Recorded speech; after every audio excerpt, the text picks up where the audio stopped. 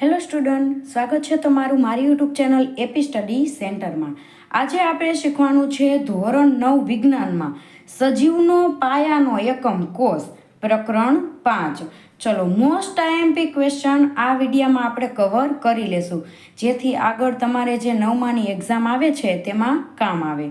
ચલો સૌ પ્રથમ આપણે જોઈએ કે કોષ એટલે શું ને તેની શોધ કોણે કરી ને કેવી રીતે કરી. તો પ્રશ્ન નંબર 6 છે, 2 ગુણમાં પૂછાયેલો છે. હવે આ પરીક્ષા છે 9માની, જે સ્કૂલ લેવલે લેવાતી હોય છે. એટલે 9માની પરીક્ષામાં 2 ગુણમાં કયા ચેપ્ટરમાંથી આવશે, 3 ગુણમાં કયા ચેપ્ટરમાંથી આવશે તે પર્ટિક્યુલર કહી શકાય નહીં. તેથી આપણે 2, 3 અને 4 ગુણના અને હેતુલક્ષી પણ આપણે કવર કરી લઈશું. ચલો જોઈએ, 2 ગુણમાં પૂછાય તેવો ક્વેશ્ચન છે, કોષની શોધ કોણે કરી અને કેવી રીતે કરી. તો કોષની શોધ રોબર્ટ હુક નામના વૈજ્ઞાનિકે કરેલી હતી. તેમણે કેવી રીતે કરી? તો તેમણે જાતે તૈયાર કરેલું હતું સૂક્ષ્મદર્શક યંત્ર. ઓક વૃક્ષની છાલ હતી, એ છાલની પાતળી ચીરીઓ કરેલી હતી અને એનું અવલોકન તેણે કર્યું હતું. ત્યારે તેમણે એ અવલોકનમાં શું જોવા મળ્યું? તો મધપૂડાના ખાના જેવી રચનાઓ તેમને જોઈ. આ ખાનાઓ તેમને કોષ નામ આપ્યું. હવે ઇંગ્લિશમાં આપણે કોષને શું કહી? સેલ કહી, બરોબર? CLL. આ સેલને લેટિન ભાષામાં નાનો ઓરડો એવો અર્થ થાય છે. તો આ ક્વેશ્ચનમાં તમારે શું યાદ રાખવાનું કે કોષની શોધ કોણે કરી હતી? તો રોબર્ટ હુકે કરી હતી. અને કેવી રીતે કરી હતી? તો તેમને પોતે જાતે બનાવેલું સૂક્ષ્મદર્શક યંત્ર હતું, તેમાં તેમને આ પ્રયોગ કર્યો હતો.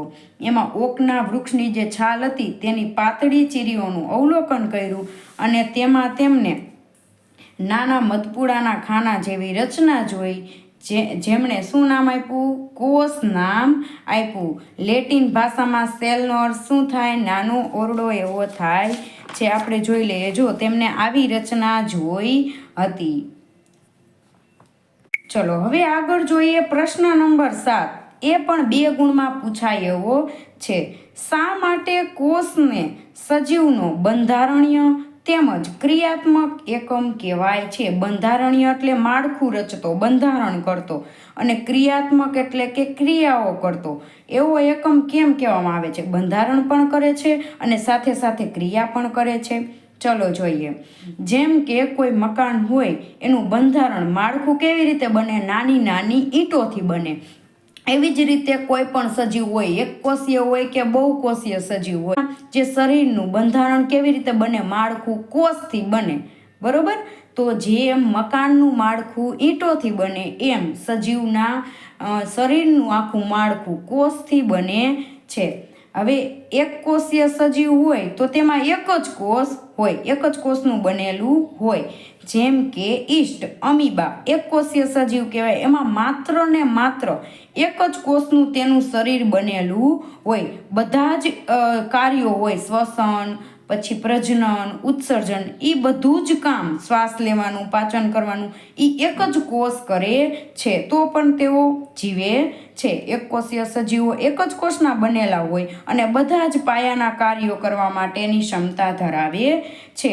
હવે બહુકોષીય સજીવ હોય, મનુષ્ય, પ્રાણી, વનસ્પતિ, ફૂગ, આ બધા બહુકોષીય સજીવ કહેવાય. એમાં બધા જ કોષો, પાયાનું જે બંધારણ કરતા કોષો છે, એ ઘણા બધા કરોડો ભેગા મળીને, કોષો ભેગા મળીને શું બનાવે? પેશી બનાવે. પેશી ભેગી મળીને અંગ બનાવે, ને અંગો ભેગા મળીને આખું તંત્ર બનાવે. જેમ કે શ્વસન તંત્ર, પાચન તંત્ર, ઉત્સર્જન તંત્ર, આવી રીતે બનાવે છે. પરંતુ મૂળ તો શું કહેવાય? તેનું કોષ કહેવાય. તો ઉચ્ચ કક્ષાની બધા જ બહુકોષીય સજીવો પેશી, અંગ, તંત્ર ધરાવતા હોવા છતાં તેના જીવનની શરૂઆત તો માત્ર એક જ કોષથી થાય છે. બહુકોષીય સજીવમાં શ્વસન કરવાનું, પ્રકાશ સંશ્લેષણ કરવાનું, પ્રજનન કરવાનું, આ બધું જ કામ કોણ કરે છે? કોષીય સ્તરે થાય છે. આથી જ એકકોષીય સજીવ હોય કે બહુકોષીય સજીવ હોય, તેનું બંધારણ પણ કોષ જ કરે છે અને બધી ક્રિયાઓ પણ કોષ જ કરે છે. એટલા માટે જ કોષને સજીવનો બંધારણીય તેમજ ક્રિયાત્મક એકમ કહેવામાં આવે છે. આ IMP ક્વેશ્ચન છે, પાકો કરી લેજો. ચલો હવે આપણે જોઈએ પ્રશ્ન નંબર 3. તેમાં તફાવત આપેલો છે. એકકોષીય સજીવ કોને કહેવાય અને બહુકોષીય સજીવ કોને કહેવાય? એકકોષીય સજીવ એટલે કે એક જ કોષ બધાય કામ કરતું હોય, એક જ કોષ બધા કાર્ય કરીને સંપૂર્ણ સજીવ તરીકે વર્તે છે. એકકોષીય સજીવમાં માત્ર એક જ કોષ આવેલા હોય શરીરમાં. બહુકોષીય સજીવમાં ઘણા બધા કોષો ભેગા મળે અને એક પેશી બનાવે, પેશી ભેગી મળીને અંગ બનાવે, અંગ ભેગું મળીને તંત્ર બનાવે છે અને અલગ અલગ કામ થાય છે. તો એકકોષીય સજીવમાં માત્ર એક જ કોષ બધાય કામ કરશે. શ્વસન લેવું, પાચન કરવું, પછી ઉત્સર્જન કરવું, આ એક જ કોષ બધું કામ કરી લેશે. અને બહુકોષીયમાં અલગ અલગ તંત્ર હશે. ઉત્સર્જન તંત્ર ઉત્સર્જનનું કામ કરે, પાચન તંત્ર પાચનનું કામ કરે, શ્વસન તંત્ર શ્વાસ લેવાનું અને શ્વાસ ઉચ્છ્વાસનું કામ કરે. આવું બધું અલગ અલગ કામ કરવા માટે શું કરશે? કોષો ભેગા મળશે અને જુદા જુદા કામ કરવા માટે અલગ અલગ પેશી બનાવે, અલગ અલગ અંગો બનાવે, અલગ અલગ તંત્ર બનાવે છે. આમાં કરોડો કોષો હાજર હોય છે. ઉદાહરણ તરીકે તમારે બીજા પોઈન્ટમાં લખવાનું. પહેલા પોઈન્ટમાં બંનેની વ્યાખ્યા કે એકકોષીય સજીવ કોને કહેવાય? તો કોને કહેવાય? માત્ર એક જ કોષ બધું કામ કરતો હોય. બહુકોષીય એટલે કોષો અલગ અલગ કોષો ભેગા મળે અને કાર્ય કરવા માટે પેશી, અંગ અને તંત્ર બનાવે. ચલો, અને બીજા પોઈન્ટમાં તમારે શું લખવાનું? તેના ઉદાહરણ. એકકોષીય સજીવમાં શું આવે? બેક્ટેરિયા, ક્લેમિડોમોનાસ, અમીબા અને પેરામીશિયમ. બહુકોષીય સજીવમાં ઈસ્ટ સિવાયની ફૂગ, કારણ કે ઈસ્ટ કેવી છે? એકકોષીય ફૂગ છે એટલા માટે. ઈસ્ટ સિવાયની બધી ફૂગ, વનસ્પતિ અને પ્રાણીઓ અને મનુષ્ય કેમાં સમાવેશ થાય? બહુકોષીય સજીવમાં સમાવેશ થાય છે. ચલો, આ 2 પોઈન્ટ લખી નાખો એટલે ચાલે 2 ગુણમાં. ચલો હવે ત્રીજો પોઈન્ટ લઈએ. વિભાજન દ્વારા તેના જેવી જ સંતતિ બને છે. અમીબા હોય તો અમીબા પોતાના જેવો જ બાળ સજીવ ઉત્પન્ન કરે છે. અને બહુકોષીય સજીવમાં પણ એક કોષમાંથી જ નિર્માણ થાય. બરોબર? એક કોષો એમાંથી જ પછી હરવે હરવે શું થઈ જશે? એક કોષ વિભાજન થઈને 2 બને, 2 ના 4 બને, 4 ના 8 બને. એવી રીતે કરોડો કોષો એક જ કોષમાંથી બને છે. તો આનું નિર્માણ પણ કેમાંથી થાય? એક જ કોષમાંથી થાય છે. ચલો, હવે અહીંયા તમારે આ એકકોષીય સજીવ અને બહુકોષીય સજીવ કમ્પ્લીટ થઈ જાય છે. આગળ જોઈએ આપણે પ્રશ્ન નંબર 4. અહીંયા અલગ અલગ આકૃતિઓ આપેલી છે. તમને એમ પણ પૂછે કે આ આકૃતિ કયા કોષની છે? તો તમારે નામ જણાવવાનું રહે. ચલો, પહેલી આકૃતિ જોઈએ જે અંડકોષની છે. તો આ આકૃતિ કેની છે? શુક્રકોષની છે. આ આકૃતિ કે તો ચેતાકોષની કહેવાય. ચલો, આ છે સરળ સ્નાયુ, એટલે કે તેને અરેખિત સ્નાયુ તંતુ પણ કહેવામાં આવે છે. આ જોઈએ રુધિરના કોષો છે. રક્તકણ, શ્વેતકણ, ત્રાકકણ, એ બધા રુધિરના કોષો છે. પછી જોઈએ F જે અસ્થિ કોષો. G એટલે કે મેદકોષ છે, એટલે કે ચરબીનો કોષ છે. ચલો, આ આકૃતિ આપણે સમજી લઈએ, કારણ કે હવેના બધા જ જે મોસ્ટ આઈએમપી ક્વેશ્ચન લઈશું આપણે એ આ કોષ ઉપર આધારિત છે. આ સમજાઈ જશે તો તમને ખબર પડી જશે કે કોષરસ ક્યાં હોય, કોષરસ પટલ ક્યાં હોય અને કોષ કેન્દ્ર ક્યાં હોય. ચલો જોઈએ. આ એક પ્રકારનો કોષ છે, બરોબર? એની વચ્ચે આવેલા હોય તેને કહેવાય કોષ કેન્દ્ર. એ કોષ કેન્દ્રને રક્ષણ કરે. કોણ કરે? કોષ કેન્દ્ર પટલ. કોણ કરશે? કોષ કેન્દ્ર પટલ. ચલો, કોષ કેન્દ્ર હોય, કોષ કેન્દ્રની ફરતે આવેલા પટલને શું કહેવાય? કોષ કેન્દ્ર પટલ કહેવાય. એના પછી આવેલું હોય કોષ રસ. શું આવેલું હોય? કોષ રસ. કોષ કેન્દ્ર પટલ એટલે કે કોષ કેન્દ્ર પછી શું આવેલું હોય? કોષ રસ આવેલું હોય. એ કોષ રસમાં બધી જ અંગિકાઓ આવેલી હોય. જે આઈએમપી છે આપણે જોઈશું આગળ. બધી જ અંગિકાઓ, અંતઃકોષરસ ઝાડ, લાઇસોઝોમ, ગોલ્ગી કાય, કણાભસૂત્ર, આ બધી જ અંગિકા ક્યાં આવેલી હોય? કોષ રસમાં આવેલી હોય છે. આ કોષ રસની ફરતે કોષ રસ પટલ આવેલું હોય. જેમ કોષ કેન્દ્રની ફરતે કોષ કેન્દ્ર પટલ હોય, એવી રીતે કોષ રસની ફરતે કોષ રસ પટલ હોય છે. ચલો, આ કોષ રસ પટલનું બીજું પણ નામ છે પસંદગીમાન પ્રવેશશીલ પટલ. ચલો, કોષ કેન્દ્ર પટલ આવેલું હોય. હવે પ્રાણી કોષ હોય ને તો અહીંયા આ છેલ્લું કોષ કેન્દ્ર પટલ. અને જો વનસ્પતિ કોષ હોય ને તો આની ફરતે હજી પણ એક આવરણ આવેલું હોય જેને કોષ દિવાલ કહેવાય છે. પ્રાણી કોષ હોય તો કોષરસ પટલ અહીંયા છેલ્લું કોષરસમાં. કોષરસની ફરતે આવેલું હોય શું હોય? કોષરસ પટલ આવેલું હોય જે છેલ્લું. વનસ્પતિ કોષ હોય તો હજુ પણ અહીંયા આવે એને કહેવાય કોષ દિવાલ. તો હવે આપણે જોઈએ કોષ રસ પટલ. હવે કોષની સંપૂર્ણ સમજી લીધી છે આકૃતિ. સૌપ્રથમ અંદર હોય કોષ કેન્દ્ર, એની ફરતે કોષ રસ અને એની ફરતે કોષ રસ પટલ હોય. તો એ કોષ રસ પટલ જે લાસ્ટમાં આવેલું છે તેના વિશે આપણે ભણવાનું છે. કોષ રસ પટલનું સ્થાન, તેની લાક્ષણિકતા અને તેના કાર્ય જણાવવાના છે. અથવા તો એમ પણ પૂછે કે કોષ જીવંત, લવચિક અને પસંદગીમાન પટલ છે તેનું સ્થાન અને કાર્ય જણાવો. તો પણ તમારે કોષ રસ પટલ વિશે લખવાનું રહેશે. સાવ એટલે સાવ ઇઝી છે બધાય ક્વેશ્ચન. ખાલી તમારે સમજીને 2-3 વાર લખવાના છે. તમે વાંચી લેશો તો તમને નહીં આવડે. ચલો હવે જોઈએ કોષ રસ પટલનું સ્થાન ક્યાં આવેલું હોય, કેમાં? ચલો, કોષ રસ પટલ એ કોષની સૌથી બહારનું આવરણ છે. ક્યાં આવેલું હોય? સૌથી બહારનું આવરણ છે. પ્રાણી કોષ હોય તો સૌથી બહારનું સ્થળ કહેવાય કોષરસ પટલ. અને જો વનસ્પતિ કોષ હોય તો કોષરસ પટલ પછી શું આવેલું હોય? કોષ દિવાલ આવેલી હોય. તો એ કોષ દિવાલની અંદર આવેલું કહેવાય છે. જો એનું સ્થાન પૂછે તો ક્યાં આવેલું હોય? કોષરસ પટલ સૌથી બહારનું આવરણ છે. પ્રાણી કોષ હોય તો એમાં સૌથી બહારનું કહેવાય. પરંતુ જો વનસ્પતિ કોષ હોય તો સૌથી બહારનું કયું છે?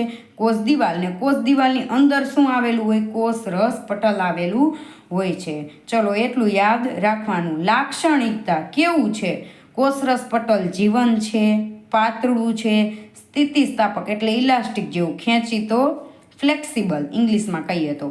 ચલો નાજુક છે અને પસંદગીમાન પ્રવેશશીલ પટલ છે. અમુક ઘટકોને અંદર આવવા દેશે, અમુક ઘટકોને આવવા દેશે નહીં. એટલે પસંદગીમાન પ્રવેશશીલ પટલ પણ છે. કેવું છે? જીવંત, પાતળું, સ્થિતિસ્થાપક એટલે ફ્લેક્સિબલ છે, નાજુક છે અને પસંદગીમાન પ્રવેશશીલ પટલ છે. અમુક દ્રવ્યોને આવવા દેશે, અમુક દ્રવ્યોને નહીં આવવા દે. એનું કામ શું? આ કોષરસ પટલનું જે કોષની છેલ્લે આવેલું છે તે તો એક તો કોઈ કોષને આકાર આપશે, બરોબર, અને અંદરના જેટલા પણ ભાગ હોય કોષ કેન્દ્ર, કોષરસ, કોષરસમાં આવેલી બધી અંગિકાઓ એનું રક્ષણ કરશે. સિક્યોરિટી ગાર્ડ જેવું કામ કરશે. કાર્ય કોષને તેના બાહ્ય પર્યાવરણથી અલગ રાખે છે, એક દિવાલ જેવું કામ કરે છે. તે કોષના અંદરના દ્રવ્યને શું કરે? રક્ષણ આપે છે. તેનું મુખ્ય કાર્ય શું કરે? કોષમાં પ્રવેશતા અને કોષની બહાર નીકળતા દ્રવ્યોનું નિયમન કરે. એટલે કે કોષની અંદર ઓક્સિજન આવે, કોષની બહાર કાર્બન ડાયોક્સાઇડ જાય, કોષમાં પાણી આવે, પાણી દૂર થાય. આ બધાય કોષમાં જે પ્રવેશતા હોય ને બહાર નીકળતા દ્રવ્યો હોય ને એનું નિયમન કરે છે. ચલો જોઈએ કોનું કોનું નિયમન કરે. તો તેમાંથી ઓક્સિજન અને કાર્બન ડાયોક્સાઇડ કોષમાં જાય અને બહાર આવે. એ આ બધા વાયુ હોય એનું પ્રસરણ દ્વારા નિયમન કરે. આગળનો જ ક્વેશ્ચન છે, પ્રસરણ વિશે આપણે સમજીશું. ચલો, અને તેમાંથી પાણીના અણુનું નિયમન કોના દ્વારા કરશે? આશ્રુતિ દ્વારા કરે છે. પણ કરે કોણ? આ કોષરસ પટલ કરે. ઓક્સિજન ને CO2નું જે આવવાનું જવાનું હોય એ પ્રસરણ દ્વારા કરે. પાણીનું કે તો આશ્રુતિ દ્વારા કરે છે. ચલો હવે આપણે જોઈએ પ્રશ્ન નંબર 10. પ્રસરણ એટલે શું? કોષના વાયુ વિનિમયને આધારે સમજાવો.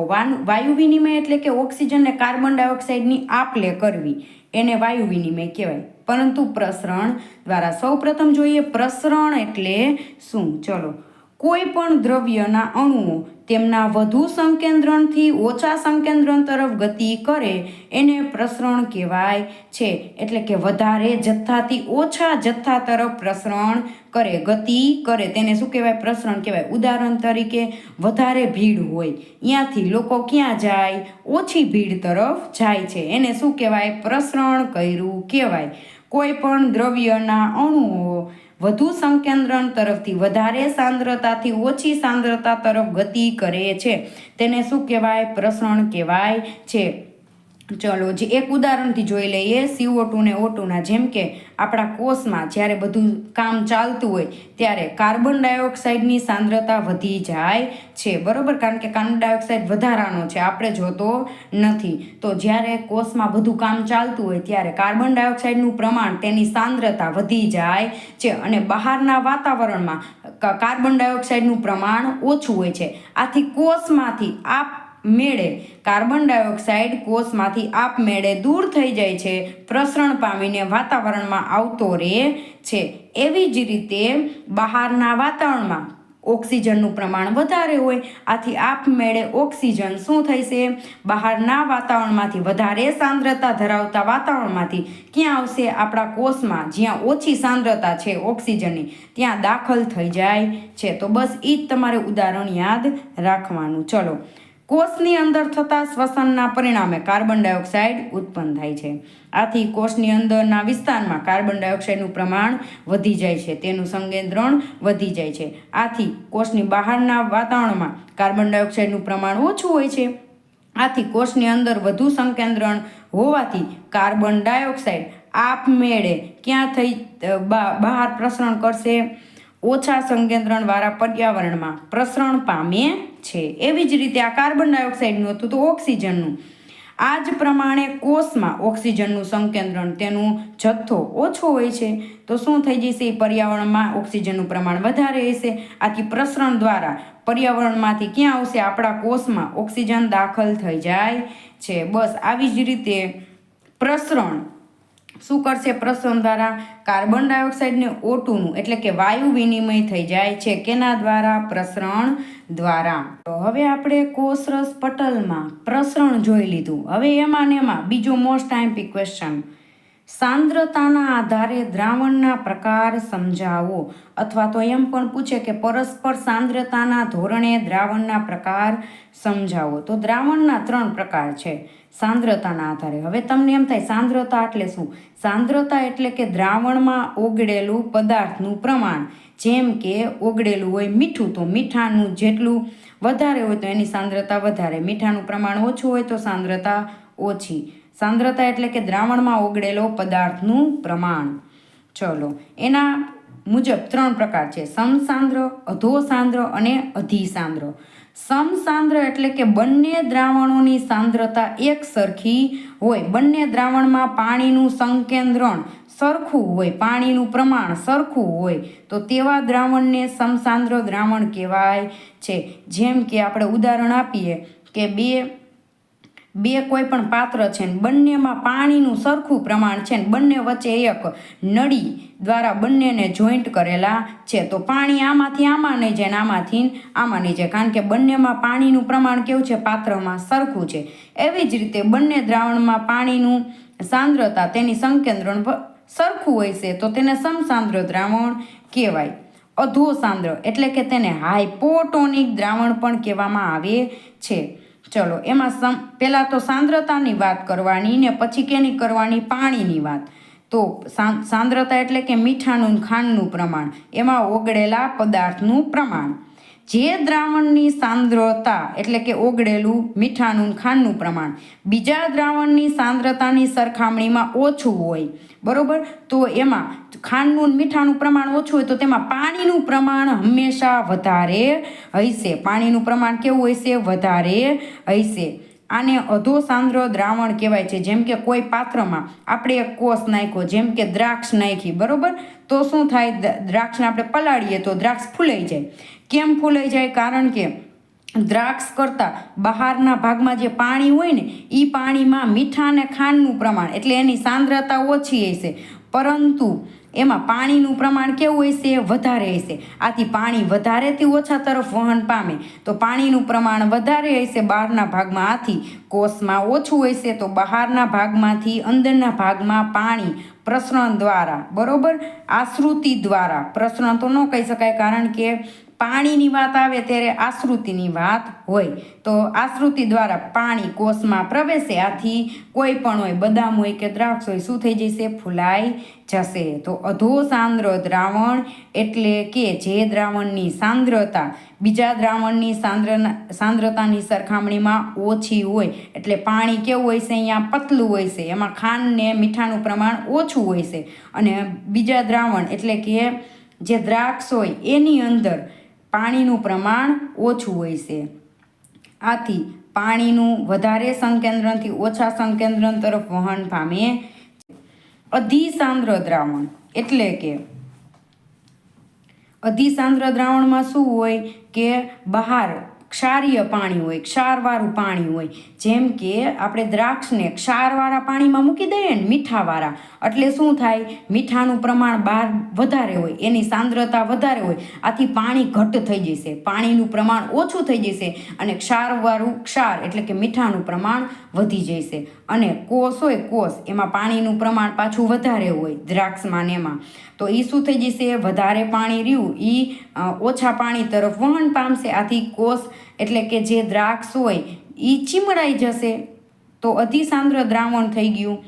જે દ્રાવણની સાંદ્રતા બીજા દ્રાવણની સાંદ્રતાની સરખામણીમાં વધારે હોય, વધારે ક્ષારવાળું હોય, વધારે ખારું હોય, એમાં પાણીનું પ્રમાણ પાછું કેવું હોય છે, ઓછું હોય છે, આવા દ્રાવણને શું કહેવાય, અતિસાંદ્ર દ્રાવણ કહેવાય. અતિસાંદ્ર દ્રાવણ હોય તેમાં ઘાટું પાણી હોય, કારણ કે તેમાં સાંદ્રતા એટલે કે ઓગળેલા ક્ષારો વધારે પ્રમાણમાં હોય છે. સાંદ્ર દ્રાવણમાં શું હોય, પાણીનું પ્રમાણ વધુ હોય અને તેમાં સાંદ્રતા એટલે કે ખાંડ અને મીઠાનું પ્રમાણ ઓછું હોય છે. બસ આટલું તમારે યાદ રાખવાનું. ચલો ઉદાહરણથી સમજી લઈએ. હવે આપણે ઉદાહરણથી સમજી લઈએ સમસાંદ્ર, અધોસાંદ્ર, અધિસાંદ્રને. જેમ કે દ્રાક્ષને આપણે સમસાંદ્ર દ્રાવણમાં મૂકીએ તો દ્રાક્ષ ફૂલાય નહીં ને સંકોચાય નહીં, એવી ને એવી રહે. પરંતુ જો અધોસાંદ્ર એટલે કે હાઇપોટોનિક, હાઇપો એટલે કે હિપો યાદ રાખવાનું, હિપો કેવો હોય, જાડો, બરોબર. તો આમાં પણ દ્રાક્ષ કેવી થઈ જાય, ફૂલાઈ જાય, કારણ કે બહાર કેવું છે, પાણીનું પ્રમાણ વધારે છે, એટલા માટે પાણી ક્યાં આવશે, બહારથી દ્રાક્ષમાં દાખલ થઈ જશે.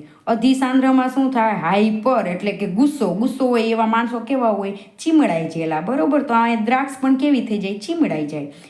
તો અધિસાંદ્ર સ્થિતિમાં કોષની જે કોષ હોય એની બહાર પાણી બધું આવતું રહેશે, કારણ કે આપણે આને મીઠાવાળા દ્રાવણમાં મૂકી તો મીઠાનું ક્ષારનું પ્રમાણ વધી જાય અને પાણીનું પ્રમાણ ઓછું થઈ જાય. હવે તમને ખબર છે કે આશ્રુતિ એટલે કે આશ્રુતિ હોય એના દ્વારા પાણીનું વહન થાય. પાણીનું વહન કેવી રીતે થાય, વધારે પાણીથી ઓછા પાણીમાં વધારે સાંદ્રતાથી ઓછી સાંદ્રતા તરફ હોય અહીંયા પાણીનું પ્રસરણ થઈશે. તો અધોસાંદ્ર, અધિસાંદ્ર અને સમસાંદ્ર. ચલો હવે આગળનો ક્વેશ્ચન જોઈએ. પ્રશ્ન નંબર 13 એ પણ કોષરસ પટલનો છે. પ્રસરણ, સાંદ્રતા અને આશ્રુતિ. ચલો આશ્રુતિ એટલે શું, આશ્રુતિ ક્રિયાનું એક ઉદાહરણ આપી તેનું મહત્વ પણ જણાવો. 3 ગુણમાં પૂછાય એવો ક્વેશ્ચન છે. ચલો આગળ જોઈએ. આશ્રુતિ એ વિશિષ્ટ પ્રકારનું પ્રસરણ જ કહેવાય છે, પરંતુ તેમાં શું થાય, આશ્રુતિ દ્વારા માત્ર પાણીનું જ વહન થાય અને આમાં એને કોષરસ પટલની જરૂર પડે છે, એક પડદાની જરૂર પડે છે. જ્યારે પ્રસરણ ઘન પ્રવાહી વાયુ બધાયનું પ્રસરણ કરી શકે, CO2 ને O2નું, બરોબર. અને પ્રસરણમાં એને કોષરસ પટલની જરૂર પડતી નથી. ચલો આશ્રુતિ એ વિશિષ્ટ પ્રકારનું પ્રસરણ જ કહેવાય છે. સૌપ્રથમ આશ્રુતિ એટલે શું, બે જુદી જુદી સાંદ્રતા ધરાવતા દ્રાવણો વચ્ચે મૂકવામાં આવેલ પસંદગીમાન પ્રવેશશીલ પટલ દ્વારા પાણીના અણુઓનું વધારે સંકેન્દ્રણથી ઓછા સંકેન્દ્રણ તરફ પ્રસરણ પામે છે, એને આશ્રુતિ કહેવાય છે. શું કીધું, આશ્રુતિ એટલે પાણીનું વહન થવું જોઈએ તો તેને પસંદગીમાન પ્રવેશશીલ પટલ એટલે કે કોષરસ પટલની જરૂર પડે. એના દ્વારા પાણી વધારે પાણીથી ઓછા પાણી તરફ શું થઈ જશે, પ્રસરણ પામે છે. આને આશ્રુતિ કહેવાય છે. ચલો આશ્રુતિની ક્રિયામાં પાણીના અણુઓ હાઇપોટોનિક દ્રાવણમાંથી હાઇપરટોનિક દ્રાવણ તરફ વહન પામે છે. હાઇપોટોનિક એટલે કે પાણીનું પ્રમાણ કેવું હોય છે, વધારે હશે, અને હાઇપરટોનિક એટલે કે પાણીનું પ્રમાણ ઓછું હોય છે.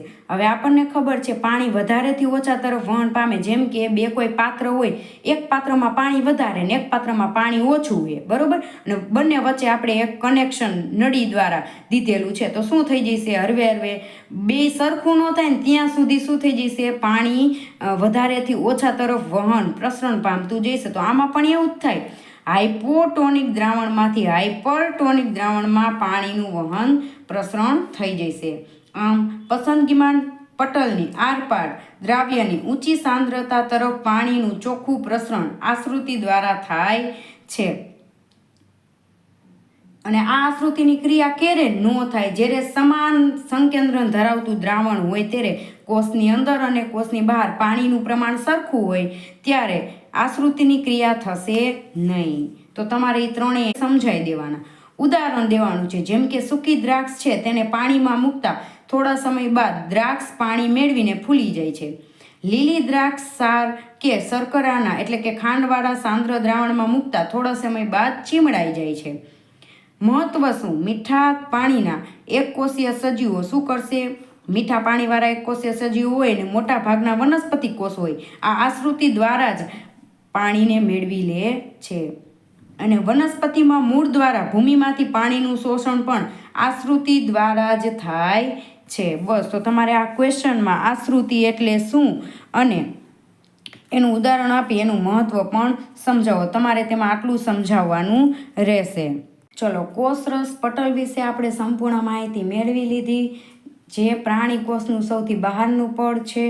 હવે જોઈએ વનસ્પતિ કોષમાં સૌથી બહારનું પડ કેનું હોય? તો કોષ દિવાલનું હોય છે, જે પ્રાણી કોષમાં હોતી નથી. ચલો, ઇન્ટરેસ્ટિંગ થોડોક ટોપિક છે, જોઈ લઈએ. કોષ દિવાલ 2 ગુણમાં પૂછાય એવો ટૂંક નોંધ લખો. એમ પણ પૂછાય કે કોષ દિવાલ. ચલો, વનસ્પતિ કોષમાં કોષરસ પટલ હોય એની બહારની તરફ આવેલા આવરણને શું કહેવાય? કોષ દિવાલ કહેવાય છે, જે નિર્જીવ હોય અને સખત હોય છે. કોષરસ પટલ કેવું હતું? જીવંત કોષ હતો, પરંતુ કોષ દિવાલ કેવું છે? નિર્જીવ અને સખત છે. પ્રાણી કોષમાં કોષ દિવાલનો અભાવ હોય. પ્રાણી કોષ હોય એમાં કોષ દિવાલ હોતી નથી. ચલો, વનસ્પતિ કોષમાં કોષ દિવાલ મુખ્યત્વે કેની બનેલી હોય? તો સેલ્યુલોઝ નામનો જે સખત પદાર્થ હોય એની બનેલી હોય છે, જે વનસ્પતિને મજબૂતાઈ આપે છે. એના કામ શું? કોષ દિવાલ કામ શું કરે? કોષને આકાર આપે, કોષનો આકાર જાળવી રાખે, કોષમાં પાણી પ્રવાહીમાં રહેલા પદાર્થને પ્રવેશવા દે છે, જેથી અંદર આવેલા બધા જીવંત કોષો હોય, કોષરસ પટલ, કોષરસ, કોષ કેન્દ્ર, એમાં શું થાય? એના દ્વારા પદાર્થનું વિનિમય શક્ય બને છે.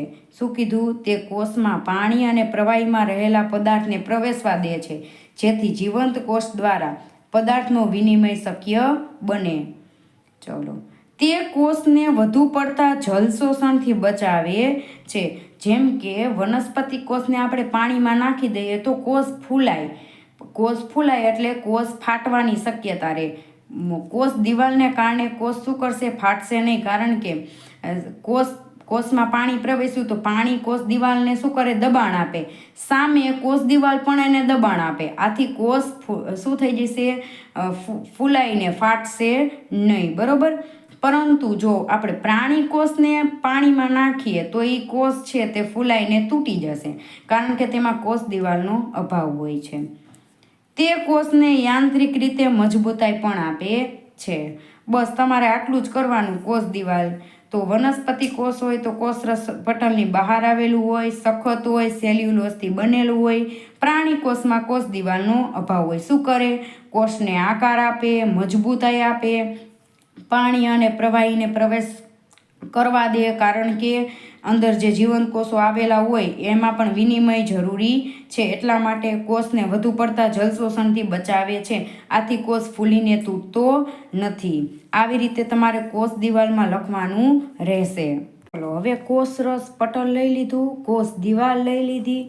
હવે આવે કોષ કેન્દ્ર, જે કોષના વચ્ચે આવેલું હોય કેન્દ્ર, તેને શું કહેવાય? કોષ કેન્દ્ર કહેવાય.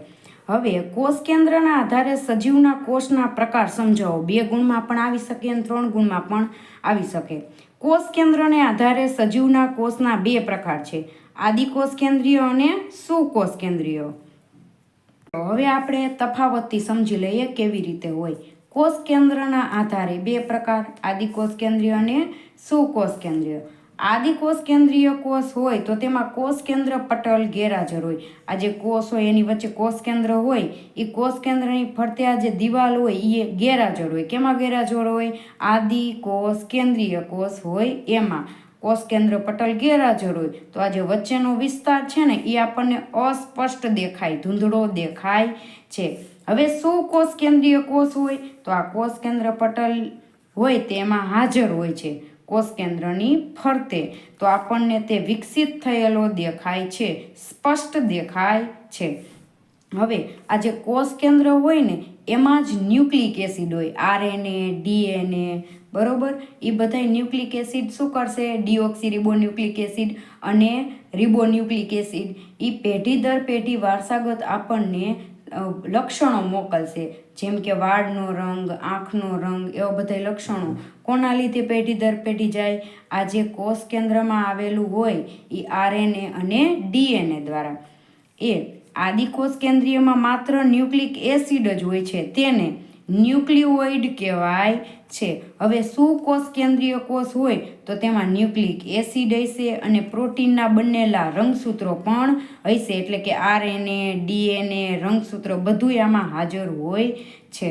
ચલો હવે આપણે આગળ જોઈએ કે આમાં કોષીય અંગિકા, લાઇસોઝોમ, ગોલ્ગી કાય, અંતઃકોષરસ ઝાડ બધી ગેરહાજર હોય છે. આમાં કોષીય અંગિકાઓ બધી હાજર હોય છે.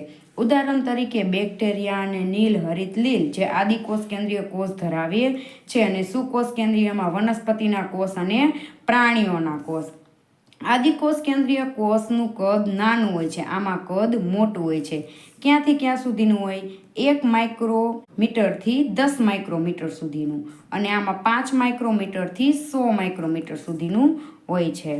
ચલો, તો તમારે આવી રીતે તફાવત પૂછાય તો લખવાનો રહેશે. ચલો હવે આમાંથી આપણે હેતુલક્ષી જોઈ લઈએ. પાર્ટ 1માંથી આપણે 10-11 ક્વેશ્ચન આઈએમપી જોઈ લીધા, અને એમાંથી કેવા કેવા પૂછાઈ શકે. પાર્ટ 2માં આપણે આખું કોષ રસમાં બધી અંગિકાઓ છે ને તે કવર કરવાની છે, અને એ આપણે લેવા જઈએ આ વિડીયોમાં તો વિડીયો બહુ મોટો બની જાય, એટલા માટે આપણે પાર્ટ 1 ને પાર્ટ 2 કરેલા છે. તો આ પાર્ટ 1માં 10-11 ક્વેશ્ચન આઈએમપી કવર કરી લીધા છે, અને જો આખો વિડીયો તમે જોયો હશે ને સંપૂર્ણ શાંતિથી, તો તમને અત્યારે હું જે વિકલ્પ ખાલી જગ્યા ખરા ખોટા લઈશ ને એનો જવાબ તમે મારી પહેલાં આપી દેશો. ચલો આપણે શરૂઆત કરીએ વિકલ્પથી. તો આકૃતિમાં દર્શાવેલ કોષ કયો છે?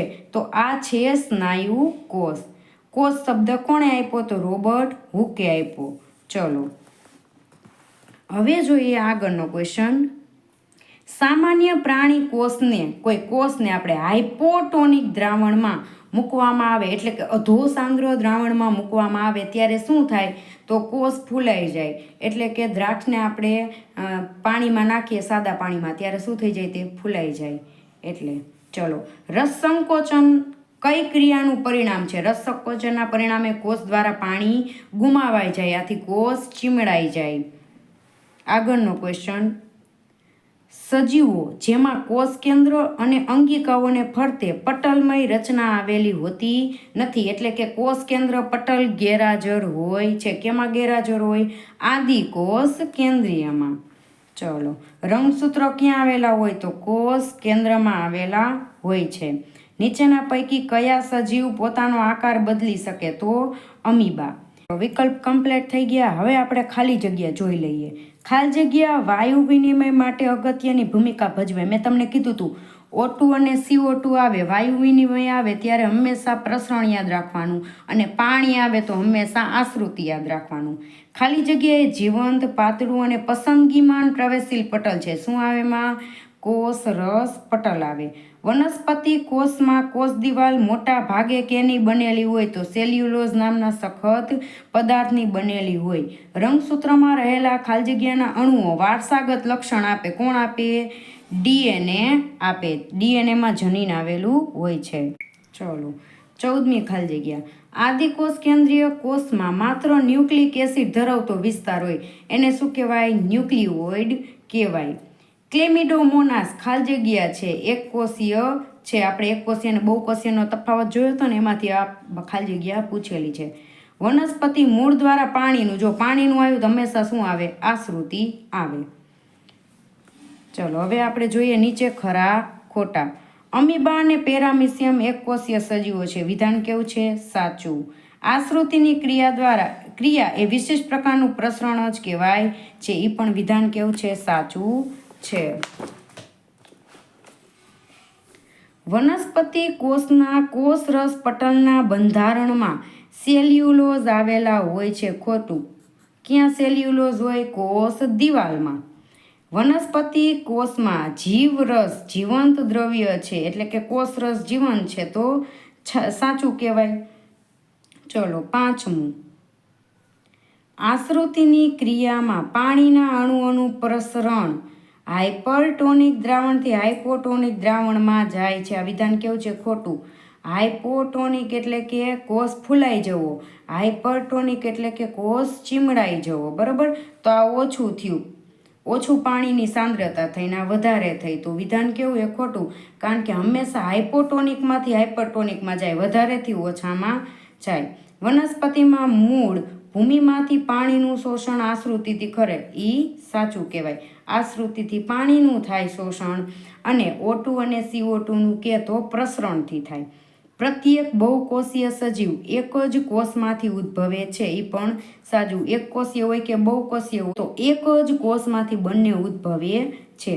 એક કોષીય મીઠા જળના સજીવો હોય એ આશ્રુતિ દ્વારા પાણી મેળવે છે, પણ એ વિધાન કેવું છે? સાચું છે. હવે આપણે જોઈએ ટૂંકા પ્રશ્ન. કોષની શોધ કોણે કરી? તો રોબર્ટ હુકે કરી. આદિકોષ કેન્દ્રીયની કોઈ એક લાક્ષણિકતા જણાવો. તો એમાં શું લખી શકાય કે જો અહીંયા લખેલું છે કે આદિકોષ કેન્દ્રીય કોષમાં માત્ર ન્યુક્લિક એસિડ જ હોય. આથી અસ્પષ્ટ કોષ કેન્દ્રીય પ્રદેશ હોય તેને ન્યુક્લિયોઇડ સ્વરૂપે હોય છે.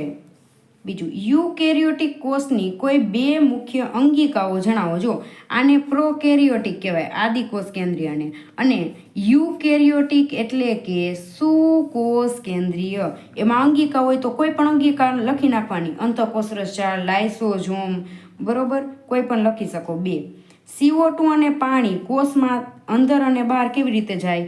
તો પ્રસરણથી જાય છે. રંગસૂત્ર ક્યાં આવેલા હોય? તો કોષ કેન્દ્રમાં આવેલા હોય છે. ચલો, અહીંયા 5 ક્વેશ્ચન આ પાર્ટ 1માં આવ્યા હતા. હવે આગળ જોઈએ 1 ગુણમાં પૂછાય તેવા ક્વેશ્ચન. સેલ કઈ ભાષાનો શબ્દ? તો લેટિન ભાષાનો. એનો અર્થ શું થાય? તો નાનો ઓરડો. કોષ માટે પ્રસરણ કઈ અગત્યની ભૂમિકા ભજવે? તો વાયુ વિનિમય કરશે, O2 અને CO2નું વહન કરશે. આશ્રુતિ એટલે શું? આશ્રુતિને અભિસરણ પણ કહેવાય છે. આશ્રુતિ શું કરશે? એમાં પસંદગીમાન પ્રવેશશીલ પટલની, કોષરસ પટલની જરૂર પડે છે, અને તેમાં વધારે સાંદ્રતાથી ઓછી સાંદ્રતા તરફ પાણીના અણુઓનું પ્રસરણ થાય છે, એને આશ્રુતિ કહેવાય. કયા કોષો લાક્ષણિક આકાર ધરાવે છે? તો ચેતાકોષો. કઈ ક્રિયા વિશિષ્ટ કિસ્સામાં પસંદગીમાન પ્રવેશશીલ પટલ દ્વારા થતી પ્રસરણની ક્રિયા છે? કોના દ્વારા થાય? પ્રવેશશીલ પટલ દ્વારા, બરોબર. એમાં કોષ રસ પટલની જરૂર પડે છે, તો કેમાં જરૂર પડે? આશ્રુતિમાં જરૂર પડે છે. કોષ રસ પટલ તથા કોષ દિવાલ કયા કાર્બનિક અણુઓના બનેલા હોય છે? લિપિડ તથા સેલ્યુલોઝના. કોષ રસ પટલ કેનું બનેલું હોય? પ્રોટીન અને લિપિડનું. અને કોષ દિવાલ કેની બનેલી હોય? સેલ્યુલોઝની બનેલી હોય છે. ચલો આગળ થોડા ક્વેશ્ચન છે. રંગસૂત્ર કેના બનેલા હોય? આ ક્વેશ્ચન 10માં પણ આવી ગયો. રંગસૂત્ર કેના બનેલા હોય? તો DNA અને પ્રોટીનના બનેલા હોય. જનીન એટલે શું? આ પણ ક્વેશ્ચન 2024 કે 25માં 10માં પૂછાઈ ગયો છે. જનીન એટલે શું? જનીન એટલે DNA નો જે કાર્ય કરતો ટુકડો હે એને શું કહેવાય? જનીન કહેવાય.